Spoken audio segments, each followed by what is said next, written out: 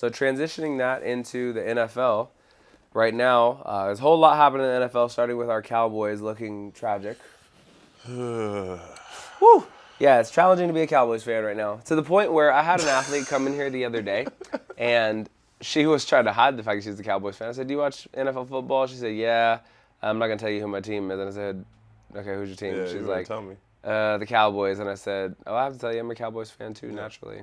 She's like, "Oh, really?" Yeah. Change the tune. But it's pretty challenging to be a Cowboys fan. They're getting waxed right now. What's the situation? I just don't think that we're doing anything good. I'm looking, the offensive line is every time I look up, Dak Prescott is under pressure. Like our defense. Well, the questionable offense is leading into the defensive situation, obviously. So if your offense is questionable, that means they come off the field very quickly, which means in turn your defense has to stay on the field longer. And then obviously they get tired, they give up more big plays. Yes. So I think that's kind of just rolling into each other. Mm-hmm. And I think we just need to have better protection. Yeah. This is something I'm starting to understand about football. I did not play football. You did play football. So we defer to you on these situations. But I'm learning about football that it's very camaraderie built, right? And that's not something when I was younger I really had a handle on. I used to believe, football is essentially like you have 1, 2, 3, 4 star players, maybe 2 on offense, 2 on defense, or 3 on offense, 3 on defense. Yeah. And then as long as you have some other hardworking people around, you could be a good team. Yeah. But now as I watch NFL, as I watch college, as I watch even high school, and I work with football players now in mentality, I'm learning, because they're teaching me, you could almost peg at the beginning of the season how a team's going to do, just based on out of the gate how they are about camaraderie, how they are about togetherness, how they are about taking responsibility as opposed to deflecting it. Yeah. And so I watched the Cowboys early in this season, and what happened in those first couple games, like you had some of the guys jawing at other people, pointing blame, it's their fault, it's their fault. Well, guys aren't doing this, guys aren't doing that. And in other sports, you see that, and there's usually like a dip for maybe 2 or 3 games, and there can be this cyclical thing. But it's like the stars will win out past that. Yeah. And in football, that doesn't seem to be a thing. And so we have 2 examples of that. The Cowboys were like tearing at each other early, even back when Micah Parsons was healthy. Mm-hmm. They were pointing blame. It's these guys, it's those guys. And then all of a sudden you see you're getting smashed by 40, 50 points, But you look at the Chiefs, who you could blame it on injuries, right? Everybody in football, well, there's injuries and there's not. Micah Parsons and Lawrence and these people. Look at the Chiefs. Yeah. The Chiefs lost their number 1 receiver. Hollywood Brown's not playing. Their number 1 running back. And I believe they had one more injury to a defensive person recently. And they're undefeated with their star quarterback playing his worst year thus far since his rookie year. Mm-hmm. But it's camaraderie. There's no finger pointing. It's all, hey, I'm going to take responsibility. I'm going to do my job. We're going to find the areas where we're highlighted, and we're going to find the areas where we're good, and we're going to expose you. And if we have to grind you out and win late, we will. If we can get out to a head start and then, keep the lead, we will. And there's expectation, though. Yeah. So there's Speak to that. expectation of a standard, and they expect to keep the standard no matter who's on the field. Exactly. So what's your experience with football in terms of what I just said? Like, seeing that from the high school level that you played, or being a fan of the NFL or college, like, what is it in the football locker room, whether it's coaches to players or positional coaches or like what they do off the field or on the field? What is it about football that creates that? I think just from when I was playing, like, we had a really good head coach, and the head coach was all about team camaraderie, and occasionally you have some guys, you have some issues, and they handle that issue in practice. You guys get after each other in practice, but it was coaches making sure that everybody was accountable, and then it was players making sure that everybody was accountable. Like, everybody was trying to play hard. They were also trying to play hard together. There was a thing where, like, everybody had to run to the ball, especially on the defensive side. Like, no matter what was going on, everybody had to run to the ball. It was all about camaraderie. It was all about staying together. It was all about playing together. You know what I mean? Yeah. And on top of that, it's super hard to do just because the teams are the biggest teams. Right. Like, we're as big or bigger than a track team. Right? So it's hard to get all those players bought in, but if you get most of the players bought in, the rest of the players have to buy in or they got to leave the team. Right. Yeah, and I'm seeing the same exact thing from every level. Like, I'm becoming a football fan. My big thing with football is always like how dangerous it is. Yet there's plenty of things you can look at in life that are dangerous, and people will always bring you stats. For example, X amount of car accidents happen every day. So are you saying we shouldn't drive? Instead, we should ride bikes or take metro or whatever? Yeah. It's like you can always point to something, that's dangerous. The fact is it's a choice. And I've come to realize like playing football or not playing football is a choice. Unless you're like under 18 and your parents are literally forcing you. Yeah. For everybody else who's playing in college or playing in the pros, it's a choice. Yeah. And so if you choose that, you choose that. Just like if somebody chooses to ride a motorcycle without a helmet on, they choose that.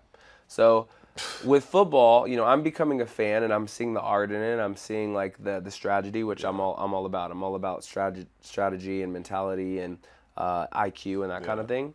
And as I watch the Chiefs, Patrick Mahomes and the Chiefs, I go, he does just have a knack for keeping the team, like it's all going to work out. It's all going to work out. I'm going to get it done. And that was my MO, as a setter. When I learned to like really command a court, I wasn't the most talented touch of the ball. I wasn't the best jumper, the most electric arm, but I learned how to like make others feel like, oh no, it's going to work out our way. It's going to go our way. Just keep going this direction. It's going to work out our way, or make this shift, make that shift. So when I watch a team like the Jets right now who aren't doing well, I go, there's a disconnect. I can see it from a distance. I can go, there's a disconnect because all it takes is one or two big actions to mess up something for months. So Aaron Rodgers, he made a mistake, in my opinion, by going, I'm not going to show up to the optional or the mandatory team camp or whatever it is. Coming off an injury. And like already you have people go, oh, it's like that? Yeah. And then the protection is a little less aggressive for you. The defense is a little bit less apt to work hard for you. Like, and sometimes it's not even conscious. Yeah. It's just subconscious, like, you're not riding for us, so I'm not going to give everything I have, for you. Not completely bought in. And whether that's right or wrong, my opinion is athletes shouldn't look at what other athletes do to determine their effort. Yeah. You just need to decide what type of effort you're going to give. But this is the reality that I'm looking at. When I watch, I go, that's where that comes from. Yeah. Like, literally you showing up for 7 days of team camp or 14 days of team camp, your season could be 5-2. I believe that, as opposed to like the flip. Or if you look at a situation like where these wide receivers hold out, and it's people don't see. It's their agent, that says, no, we're going to do it this way. Or we're in this negotiation. The players a lot of times are just kind of waiting, what do you think we should do, taking advice. But the rest of the team, they get affected when they start feeling like, oh, you're prima donna, like you're already making $17 million more than me and you're not going to show up for the team because you didn't get an extra $500,000. Like, that's the feeling. Yeah. And that's what creates this The rub. part. So the people like Tom Brady, which a lot of people don't remember back to this, like he was taking pay cuts to keep the rosters as were. Yeah. And he's the greatest quarterback of all time in a lot of people's eyes. But people don't watch the smooth moves like that. Like Tom Brady has the opportunity to make a bunch of money now, TV, endorsements, ownership, and obviously he played well. But Tom Brady didn't have a crazy level of talent. He didn't have a crazy college career. He wasn't highly touted. He wasn't drafted high. But he had that savvy of like, this is how I'm going to make this thing work, and this is how I'm going to make it go. Yeah, and I need so to keep it together. People aren't learning from history in that way. Like, and that's the thing with sports, with pro sports, that I'm watching. So if I'm hiring a head coach, I'm looking for the Phil Jackson types, the Bill Belichick types, the Greg Popovich types who can maintain discipline, the Nick Sabans who can like maintain discipline, but also have that vision of these are the people who are going to understand how to lead my group, and I'm going to put them at the front. And in the college ranks, that's where I think Deion Sanders understands it. There's a lot of people who don't want to see him win. There's a lot of people who do want to see him win.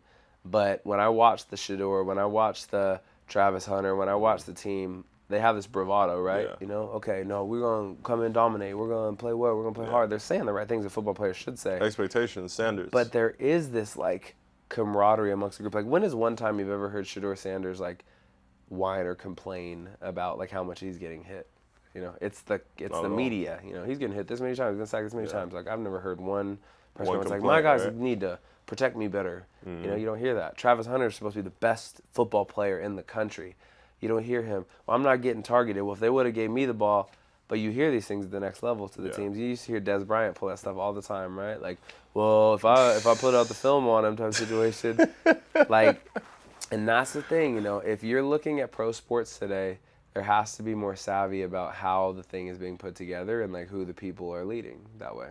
Yeah, but once again, what's tough about the NFL is the fact that it's the hardest way in the world to get rich. Yes. Right? Like, you're talking about literally putting your entire body on the line, your entire life on the line. Tua, Yeah. right? Like, your entire life on the line in order to make millions. It's the hardest way.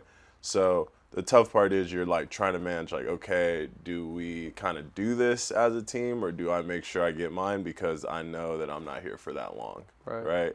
NFL stands basically for not for long. Yeah, so it's kind of that counterbalance in the league where it's like, okay, do I sacrifice getting paid so I can hopefully win the Super Bowl, or do I get paid and then maybe we get the Super Bowl, maybe not?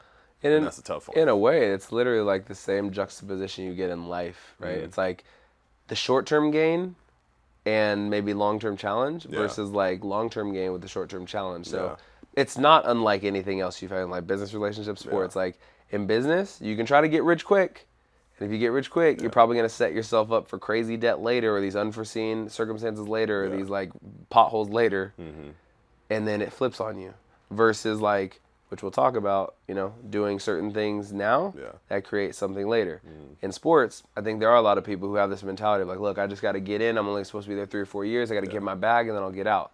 Well, usually the people, not always, but usually the people who have that mentality, okay, I'm going to go get my bag. I'm in the league 3 years. Fine. Say, just use a round number, they make $5 million.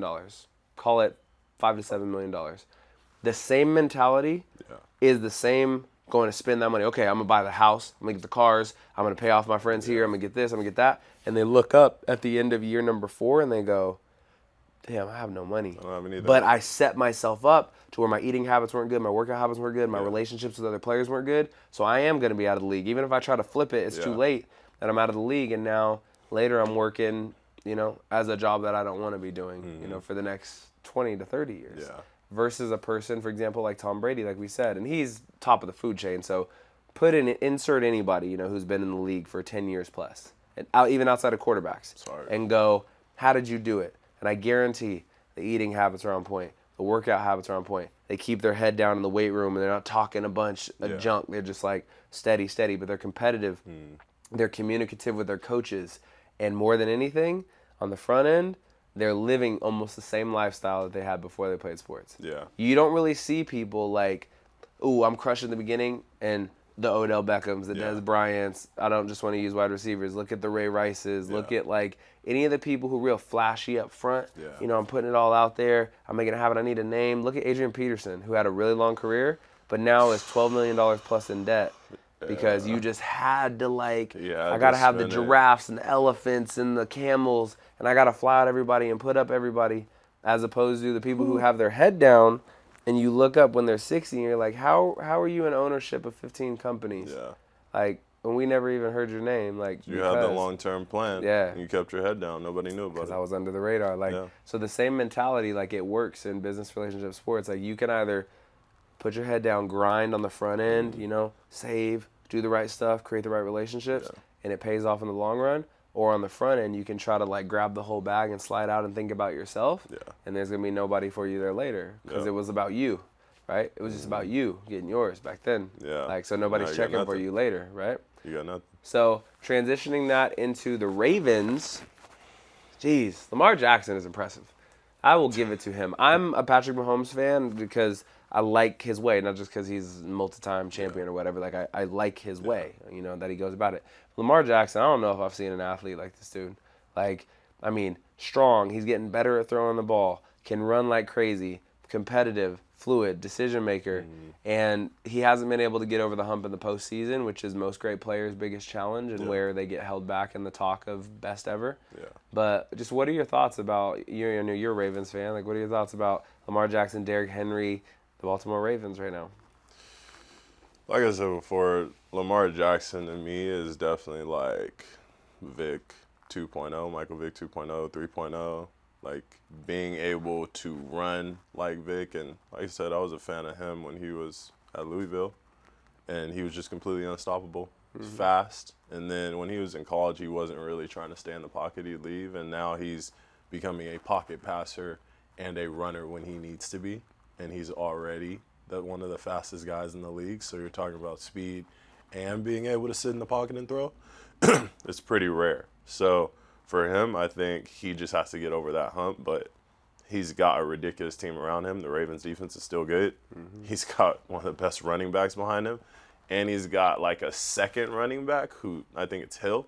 He's like super fast. So it's like he's got the team around him. They just got to make the push. Yeah. And so much of winning in the playoffs comes down to the habits that you practice, in the off season and throughout the year. And there's people at every level. You and I both have a lot of responsibility of teaching youth. But youth have to understand, if you really want to get over the hump in the playoffs, it's about what you do in the off season and the preseason. Yeah. Like, so many people try to prep, like, oh, okay, it's playoffs now. Now I'm going to eat right. It's playoffs now. Yeah. Now I'm going to get my workouts. Now I'm going to start sleeping the right way. Yeah. It's like your body's going to revert back to the habits that it's known for the time. Like, because you get in those moments and your brain is not like, oh, remember what I thought last week? It's like, what's my brain been doing for 9 months? Yeah. How's my brain been operating for 9 months? And that's what I see with Lamar Jackson. It was interesting. I saw him come into the season because he made that big push to get skinnier. Yeah. And for whatever reason, whether he wanted to be faster or lighter, he felt too heavy or banging on his body, whatever. But I watched him play, like, and he was very thin, like in the Chiefs versus Ravens game. Yeah. Like, I literally saw him and was like, man, he's like thin, like way thinner. But you start to see how he's playing now, and you're like, okay, he's settling into it. Yeah. He put in that work in the off season. He's settling into it. He's getting the feel. It's like Yeah. new body, new arm, new elasticity, whatever. So I'm curious to see how it shakes out. I'm still like riding with the Chiefs until somebody shows they can pull them off. But eventually somebody else will win, and I won't be surprised if it's somebody like that. He's been balling. Yeah, I will not be surprised.